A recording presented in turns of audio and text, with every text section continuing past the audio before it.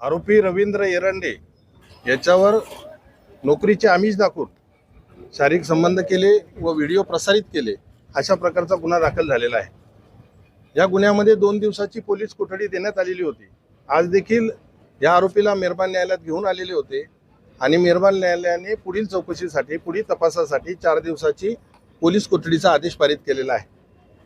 आता वास्तविक पाहता रवींद्र एरंडेंनी 2/4/2026 रोजी एक गुन्हा दाखल केला होता एक्स्टॉर्शनचा, पिळवणुकीचा। आर्थिक पिळवणुकीचा गुन्हा दाखल केल्यानंतर त्यात जो आरोपी होता आकाश बकरे, या आकाश बकरेच्या निकटवर्तीयांनी 4 तारखेला या रवींद्र एरंडे विरुद्ध प्रस्तुतचा खोटा गुन्हा दाखल केल्याची प्रथमदर्शनी शक्यता मोठी दिसून येते। त्यामुळे ह्या गुन्ह्यावर मोठ्या प्रमाणात संशय देखील निर्माण होतोय। 4 दिवसाच्या पोलीस कोठडीनंतर नक्कीच न्यायालयीन कोठडीचा आदेश पारित होईल। त्यानंतर लगेचच आम्ही जामिनाची तयारी करणार आहोत। जर जिल्हा न्यायालयाने जामीन दिला नाही तर आम्ही उच्च न्यायालयात देखील जाणार आहोत। दरम्यानच्या काळात ही फिर्याद कशी पॅशिंग करता येईल यासाठी देखील आम्ही आमच्या परीने प्रयत्न करणार आहोत। खरं तर पोलिसांच्या हाती बरेचसे तपासादरम्यान पुरावे हाती लागले आहेत। आपण कशाच्या आधारे नेमकं म्हणताय की या सगळ्या गुन्ह्यासंदर्भात जो कुठेतरी रागातून हा गुन्हा त्या ठिकाणी दाखल केला आहे किंवा फिर्यादी असताना आरोपी करण्यात आलाय, आपल्याकडे नेमकी या संदर्भात काय माहिती आहे? सदरचा गुन्हा हा 2017 व 18 ह्या वर्षाचा सांगितला जातोय फिर्यादीमध्ये। त्याचबरोबर सदरचा गुन्हा 2023 ला एक घटना घडली असे सांगितलं जातंय।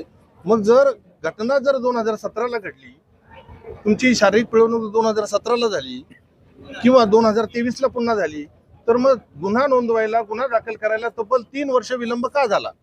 मग ज्या ठिकाणी विलंब होतो त्या ठिकाणी ही पूर्वलक्षी विचारांती आफ्टर थॉट ही गुन्हा दाखल आहे असं प्रथमदर्शनी दिसून येतं। आणि ज्या गुन्ह्यावर, ज्या कंप्लेंटवर संशय निर्माण होतो तर संशयाचा फायदा नक्कीच आरोपीच दिला जावा, म्हणून या प्रकरणामध्ये या गुन्ह्यावर संशय असल्याचं प्रथमदर्शनी दिसून येतंय। पोलिसांच्या तपासामध्ये काही महत्त्वाचे संशयास्पद जे आहे त्या वस्तू आढळून आल्या होत्या, त्यामध्ये सापाची कातडी देखील आढळून आली।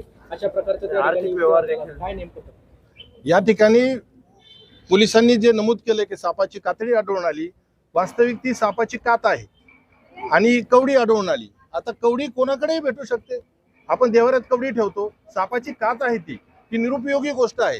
त्याचा आणि जादूटोण्याच्या मुद्द्याशी काही संबंध दिसून येत नाही। त्यामुळे त्या कारणास्तव पीसी घेणे हे देखील मनाला किंवा सत्सद विवेक बुद्धीला पटण्यायोग्य दिसून येत नाही। राहिला मुद्दा आर्थिक गुन्ह्यासंदर्भात, आर्थिक काही दस्त मिळून आले, गुन्हा दाखल झालेला आहे BNS 69 आणि 77 या कलमानुसार झालेला आहे। त्याचबरोबर अत्याचार विरोधी अनुसूचित जाती जमाती अत्याचार प्रतिबंध कायदा 1989च्या 2 कलमानुसार दाखल झालेला आहे।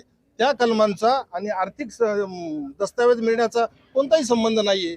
मग आर्थिक दस्तावेज सापडले ते काय आहे ते तपास अधिकाऱ्यांनी सांगणं अत्यंत गरजेचं होतं, परंतु तपास अधिकारी त्याविषयी तोंडात का मिठाची गुळणी धरली याचं आम्हाला अद्याप उत्तर मिळालेलं नाही। ओके।